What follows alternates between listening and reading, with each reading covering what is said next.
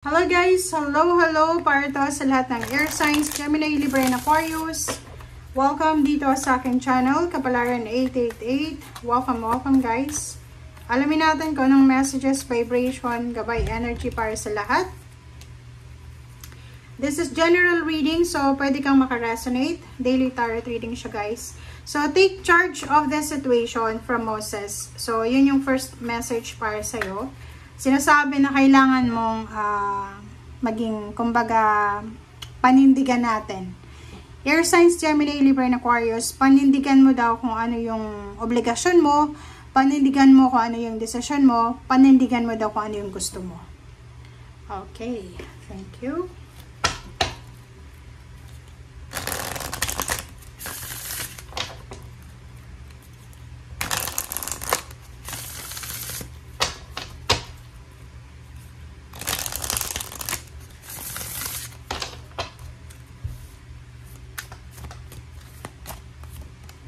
Okay, pleasure. Number 40. Number 40, air sign, sinasabi ng baraser dito na siguro sa next 2 days na to, kailangan mo daw na i-prioritize yung iyong kaligayahan. Kaligayahan sa buhay. Kung ano man yan. Ikaw lang ang nakakaalam yan. Okay? So, just prioritize your emotion, your feelings, your pleasure, your likes. Ay, paano man siya.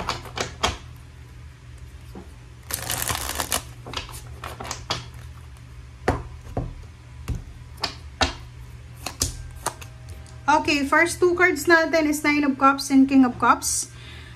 Sinasabi ng baraser dito, air signs, Gemini, Libra, and Aquarius na for the next 2 days, isa sa mga emotional wishes mo, ang posibleng makuha mo siya. So, sobra-sobra kang magiging masaya, fulfillment and accomplishment sa emotion.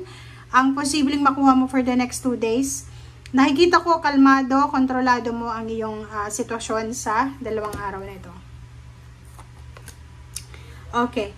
So, dito naman sinasabi ng barahan na may iba din sa inyo dito na air signs, Gemini, Libra, and Aquarius na posibleng ikaw ay stagnant dahil ikaw ay sangkot sa isang pag-aaway, competition, misunderstanding, or kung ano man na problema.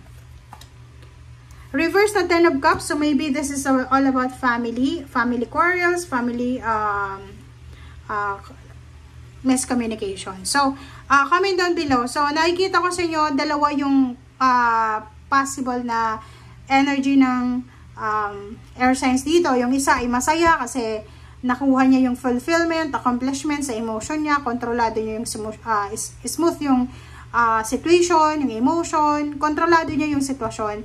But, eto naman na iba, na air signs, meron siyang problema kasi stagnant siya sa isang sitwasyon, sangkot siya sa pag-aaway, sangkot siya sa gulo, sangkot siya sa pamilyang nagko-competition, nag-aaway, or kaano pa man. Okay, so eto naman, meron din ditong mga Gemini na financially, they accomplish things. Diba? So, meron silang mga wishes, dreams, goals sa buhay, financial goals na posibleng makuha nila for the next 2 days. Yung etong una is emotional. May mga emotional wishes sila na posibleng ma-fulfill nila or ma-accomplish for the next 2 days.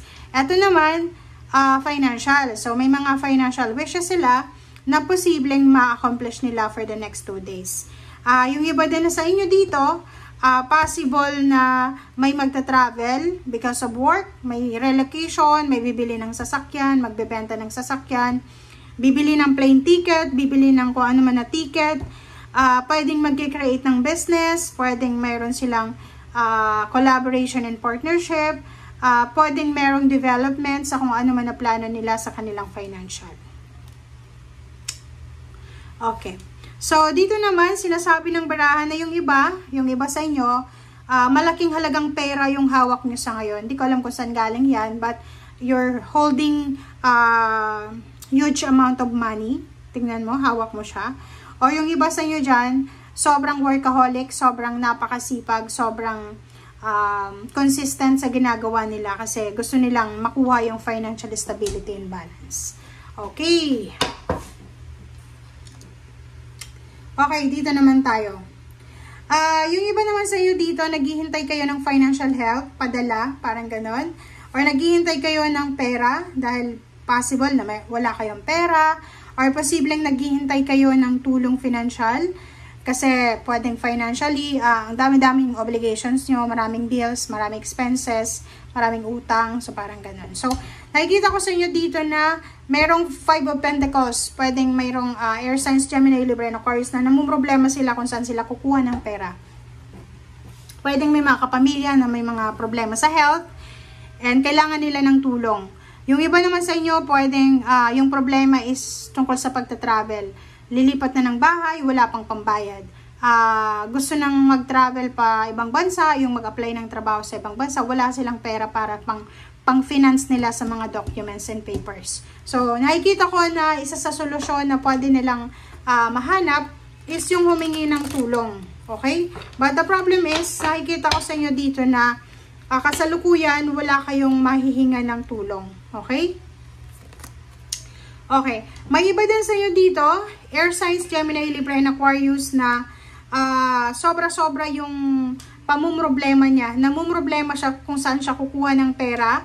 But yung iba naman sa inyo dito ay posibleng makaka-recover siya sa emotional problems niya or sa sleepless nights or sa insomnia niya kasi posibleng makatanggap na siya ng tawag from the company na ina-applyan niya or posibleng papasok na talaga siya sa company. So, meron ng mga signing of contract, medical health check-up, parang ganun. So, nakikita ko siya dito yung magbo-blossom na abundance na to. So, air signs, Gemini, Libra, and Aquarius, sinasabi na ng barahang ito na kung ano man itong magbo-blossom na abundance na sinasabi ng baraha, deserve na deserve mo yan. Kasi ang tagal mong hinintay, napakasipag mo, napakagaling mo, napakapasensyoso mo.